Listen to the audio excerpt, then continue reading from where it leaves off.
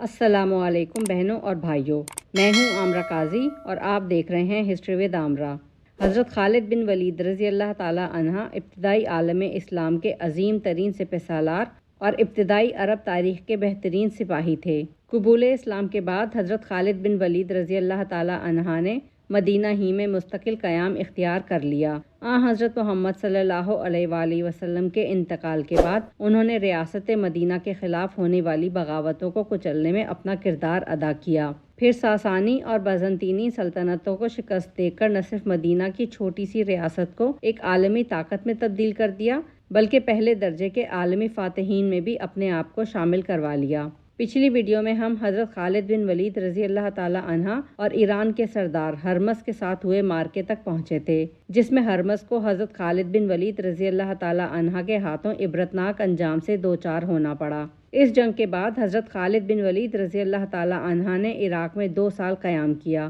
اور فوج کی کمی اور سامان جنگ کی قلت کے باوجود ان 2 سالوں میں بھی 15 جنگیں لڑ کر سرزمین عراق کو کفار اور دشمنوں سے پاک کر دیا۔ اس کے بعد حضرت خالد بن ولید رضی اللہ تعالی عنہ کی قیادت میں لڑی جانے والی جنگ یرموک حضرت عمر بن خطاب رضی اللہ تعالی عنہ کے دور خلافت میں 5 رجب سن 15 ہجری کو لڑی گئی۔ اس سے قبل کی مسلسل شکستوں نے رومیوں کو بہت بھڑکا دیا تھا اور رومی سپہ سالار حامان 2,40,000 کا لشکر لے کر میدان جنگ میں اترا، جبکہ کچھ روایات کے مطابق 8 لاکھ فوجی قوت جمع کی گئی اور ایک روایت کے مطابق 10 لاکھ سپاہیوں پر مشتمل لشکر کو یرموک کے میدان میں مسلمانوں کے مد مقابل کھڑا کیا گیا، جبکہ مجاہدین کی تعداد 40,000 اور بعض روایات کے مطابق 60,000 تھی۔ اس وقت مسلمان شام کے مختلف حصوں میں منتشر تھے۔ یہ سب ایک مرکز پر جمع ہو گئے اور دونوں طرف جنگ کی تیاریاں ہونے لگیں۔ حضرت خالد بن ولید رضی اللہ تعالی عنہ نے اس جنگ میں اپنی فوج کو جدید طرز سے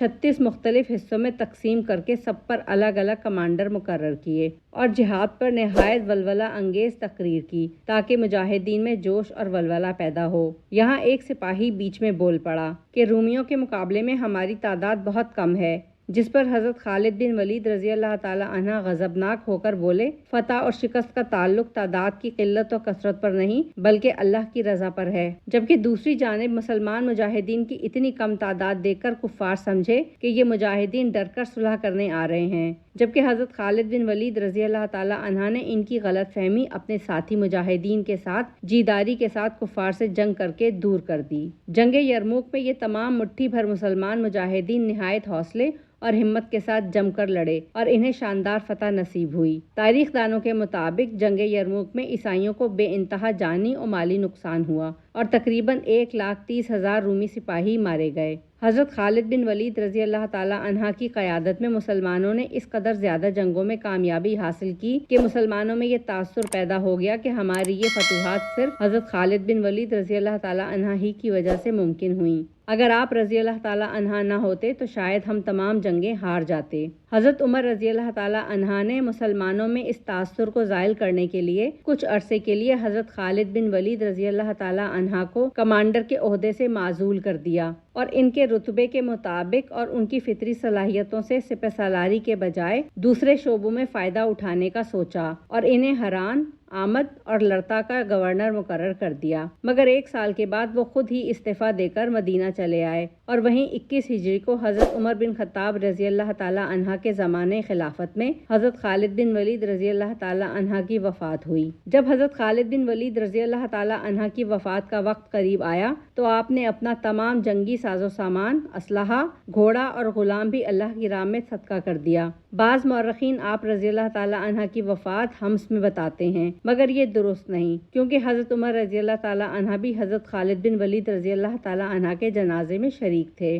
دنیا حضرت خالد بن ولید رضی اللہ تعالی عنہ کو ایک نامور جرنیل اور فاتح کے طور پر تو جانتی ہی ہے، مگر بہت کم لوگ جانتے ہیں کہ آپ رضی اللہ تعالی عنہ کاتب وحی بھی تھے اور مختلف کتابوں میں آپ کے کاتب وحی ہونے کا ذکر موجود ہے۔ حضرت خالد بن ولید رضی اللہ تعالی عنہ کی کثیر اولاد بھی تھی، مگر ان کی زیادہ تفصیل نہیں ملتی۔ صرف 2 بیٹوں مہاجر اور عبد الرحمن کا نام ملتا ہے۔ ان دونوں میں بھی اپنے والد کی شجاعت کا اثر تھا۔ چنانچہ مہاجر بن خالد نے جنگ صفین کے موقع پر حضرت علی رضی اللہ تعالی عنہ کی حمایت میں بڑھ چڑھ کر حصہ لیا، جبکہ دوسرے بیٹے عبد الرحمن بن خالد حضرت معاویہ رضی اللہ تعالی عنہ کے عہد میں مشہور معرکہ قسطنطنیہ میں فوج کے ایک کمانڈر تھے۔ ان کے علاوہ آپ کے کچھ بیٹے مختلف جنگوں میں شہید ہو گئے اور کچھ بیٹے اور پوتے شام میں طاعون کی بیماری پھیلنے کے باعث فوت ہو گئے۔ حضرت خالد بن ولید کی کنیت چونکہ ابو سلیمان تھی، اسی لیے مورخین کا خیال ہے کہ حضرت خالد بن ولید رضی اللہ تعالی عنہ کا اس نام کا بھی کوئی بیٹا رہا ہوگا، مگر اس کی تفصیل تاریخ میں نہیں ملتی۔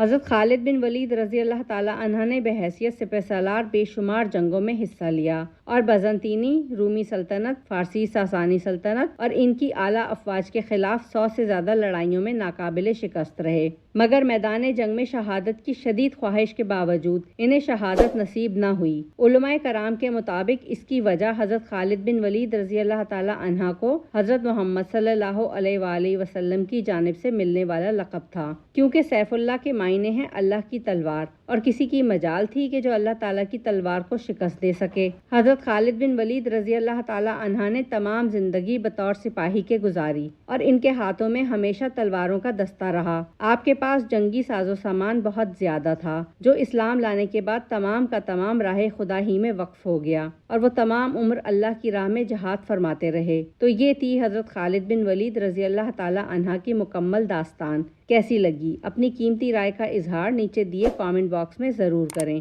اور اگر ویڈیو پسند آئی ہو تو لائک، شیئر اور سبسکرائب کرنا نہ بھولیں، اور ساتھ ہی بیل بٹن کو دبا دیں تاکہ ہر نئی آنے والی ویڈیو کا نوٹیفیکیشن آپ کو ملتا رہے۔ اللہ حافظ۔